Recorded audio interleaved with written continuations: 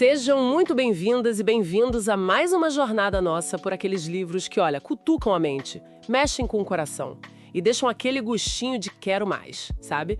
Aqui o papo é direto. A gente traz um resumo estratégico, com o que importa mesmo, em coisa de 10 minutinhos, sem enrolação, tá? Só o que realmente transforma. É viciante. E para quem curte esse tipo de conteúdo, dá uma olhada lá no link da bio do TikTok. Alguns livros que a gente analisa estão lá para adquirir ou para baixar em PDF. Pode maratonar os vídeos também. E claro, segue a página, comenta o que achou, compartilha com a galera. Isso ajuda demais a gente a continuar, viu?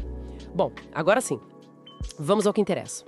Hoje a gente vai mergulhar nas ideias de um gigante do pensamento, né? René Descartes. E a gente vai fazer isso guiada pelo olhar do Mário Sérgio Cortella, naquele livro ótimo, Descartes, A Paixão pela Razão. A missão aqui é entender por que essa busca pela certeza, através da dúvida, foi tão revolucionária. E o Cortella conta no livro que o interesse dele por Descartes começou de um jeito bem inusitado, assim. Lá na escola, por causa de um professor de matemática baiano, que o pessoal chamava de cartesiano. Por causa do plano cartesiano, sabe? Eixos X e Y. Ah, que legal essa história. Uma conexão pessoal, né? Para chegar num pensador desse tamanho, Pois é. Uma memória afetiva que abriu a porta. faz todo sentido. E para sacar Descartes, a gente precisa voltar lá para o século XVII. Imagina a cena. Era uma época, assim, de fervura total. O Renascimento tinha, sabe, abalado as verdades medievais, aquelas baseadas só na fé. Uhum. A ciência estava explodindo. Copérnico, Galileu mostrando que a Terra não era o centro de tudo. As grandes navegações revelando mundos desconhecidos. Nossa, muita coisa nova ao mesmo tempo. Devia ser uma loucura. Uma loucura. Muita informação nova, sabe? E muita incerteza no ar. O pessoal devia se sentir meio perdido. Imagino. O chão tremendo intelectualmente falando, né? Exatamente. Nesse cenário todo, a razão, que na Idade Média ficava meio submissa à fé, ela volta a ser valorizada.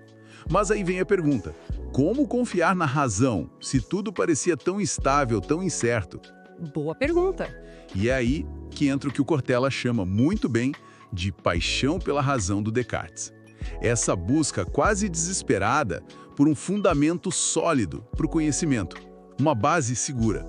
E a chave que ele encontra pra isso é surpreendente, né? Ele decide duvidar de tudo. Como assim? É radical. Ele pensa, bom, nossos sentidos enganam a gente. Sim, direto. Raciocínios podem ser falhos? Podem, claro. Até o conhecimento que a gente recebe pronto pode estar errado? Pode estar viciado. Pode também. Caramba! E ele leva isso ao extremo mesmo. Ele cria a hipótese do gênio maligno.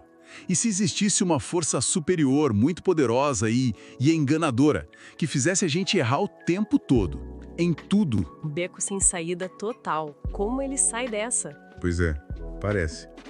Mas é justamente aí, no fundo desse poço de dúvidas, que ele acha a primeira rocha firme. A primeira certeza, o simples ato de duvidar. Pensa bem. Se eu estou duvidando, significa que eu estou pensando. Certo? Aham, faz sentido. E se eu estou pensando, bom, então eu existo. É o famoso penso logo existo, o cogito ergo sum. Uau! Mesmo que aquele gênio maligno exista e me engane sobre tudo, o fato de eu ser enganado, de eu pensar sobre isso, prova que eu existo. Como algo que pensa, como uma mente. Que sacada genial! A própria dúvida vira a prova da existência. E isso se torna o quê? A base para reconstruir tudo. Exatamente. Vira a pedra fundamental do método cartesiano. Ele era muito inspirado pela clareza, pela certeza da matemática, né? Então ele propõe um caminho, um método para usar bem a razão. Um método que, teoricamente, todo mundo poderia seguir para não errar. E como é esse método? Tem passos? Tem. Basicamente, são 4 regras de ouro. Primeira, só aceitar como verdade aquilo que é absolutamente evidente, que não deixa nenhuma margem para dúvida. Ok, clareza total. Isso. Segunda, dividir os problemas complexos em partes menores, quantas forem necessárias para entender melhor. Tipo quebrar um problemão em probleminhas. Exato. Terceira, organizar o pensamento, começando sempre pelas coisas mais simples e fáceis de conhecer, para depois subir aos poucos até o mais complexo. Entendi. Uma escadinha lógica. Perfeito. E a quarta? Fazer revisões completas, enumerações gerais, para ter certeza de que nada, absolutamente nada, ficou de fora.